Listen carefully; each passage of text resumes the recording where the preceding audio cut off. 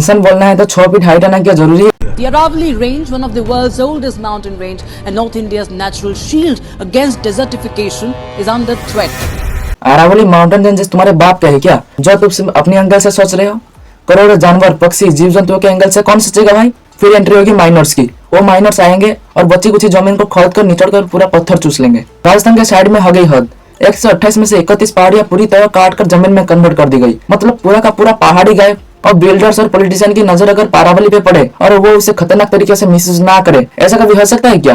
और इससे भी ज्यादा जरूरी सवाल यह है कि अचानक से ये अरावली माउंटेन रेंजेस की नई डेफिनेशन आखिर जरूरत क्यों पड़ रही है? अगर कोई इंसान 6 फुट से ज्यादा नहीं है तो वो क्या इंसान नहीं कहलाएगी? कैसी फालतू बात लग रही है ना। अगर मैं आपको कहूँ इंडिया के ओल्डेस्ट माउंटेन रेंजेस, जो कि हिमालय से भी ओल्ड माउंटेन है, जो कि अरावली, उसका कितना हिस्सा माउंटेन और कितना हिस्सा माइनिंग माफिया के हाथ में सौंपा जाएगा, इसके लिए भी एक नई डेफिनेशन दिया गया है। मुझे तो ये पहली बार सुन के विश्वास नहीं हुआ। क्या आपको ये पहली बार सुन के विश्वास हुआ? कोर्ट ने भी ये बात एक्सेप्ट कर लिया। अरे भाई मेरे बात सुनो, अगर कोई बिल्डिंग बनानी है तो रेत, कंकड़, मिट्टी, पत्थर कहाँ से लेना पड़ेगा? अरावली से ले लो। ये क्या तुम्हारे बाप के है क्या? क्या फर्क पड़ेगा? एक बहुत बड़ी बात है।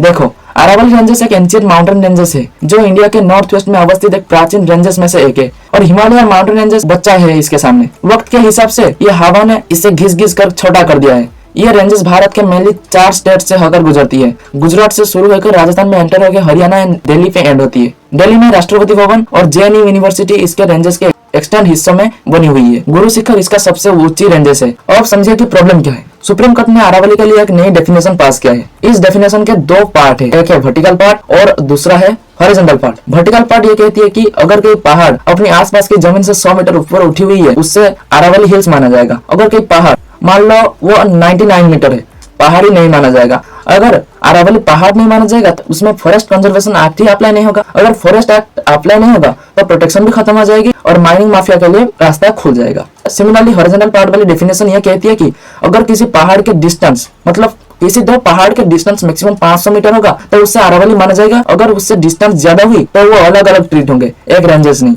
और प्रॉब्लम यह है कि यह रूल 90% छोटे पहाड़ियों को प्रोटेक्शन से बाहर कर देगा और माइनिंग माफिया के लिए रास्ता खुल जाएगा। अरावली की सिर्फ 8.7% पहाड़ ऐसे हैं जो 100 मीटर से ज्यादा है, बाकी सारी की सारी 100 मीटर से छोटा है। और मैं अगर आपको नंबर में बताऊं तो टोटल 12,081 में से 11,033 पहाड़ ऐसी है जो 100 मीटर से छोटा है। सिर्फ 1,048 पहाड़ ऐसी है जो 100 मीटर से बड़ा है। इसका मतलब सिर्फ 91.3% पहाड़ियों में खतरा मंडरा रहा है। जो अरावली रेंजेस अभी कुछ ऐसा दिख रही है, अगर मैं इसे 90% पहाड़ काट दूं वो कुछ ऐसा दिखेगी।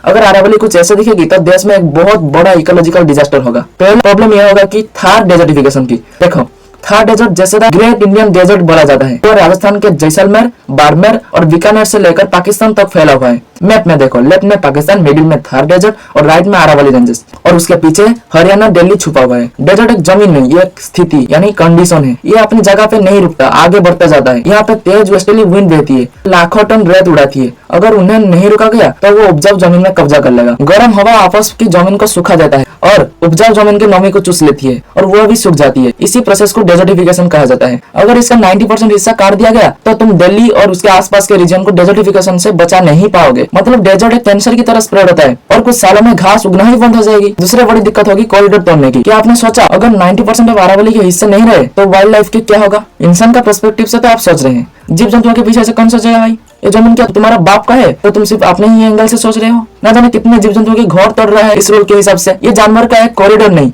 उसका रोज का आना जाने का तो एक रास्ता ही है। इस पूरे पॉइंट को रणथंभौर नेशनल पार्क और सॉरिस के टाइगर रिजर्व के पॉइंट से सोचो। रणथंभौर नेशनल पार्क राजस्थान के ऐसे नेशनल पार्क है जिसमें बड़े बड़े तालाब है और उसमें बहुत मगरमच्छ है। बाकी और सारे जानवर तो देखने को ही मिलेंगे। ऐसे ही सरिस्का टाइगर रिजर्व, इसमें अरावली के बड़े बड़े रॉकी पहाड़ है, जंगल के बीच में पुराने मंदिर, पांडुपल छुपे हुए हैं जो कि एक हिली एडवेंचर देते हैं।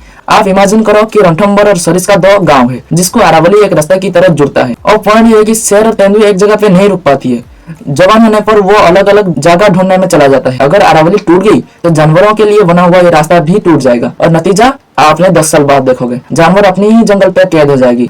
और मजबूरी पे क्या होगा कि वो अपने ही फैमिली यानी कजिन, सिस्टर के साथ रिप्रोडक्शन करेंगे। इसको इनब्रीडिंग कहते हैं, जिससे कि पैदा हुआ बच्चा की जीन बहुत वीक होगा। इससे शुरू होगा जेनेटिक वीकेंड।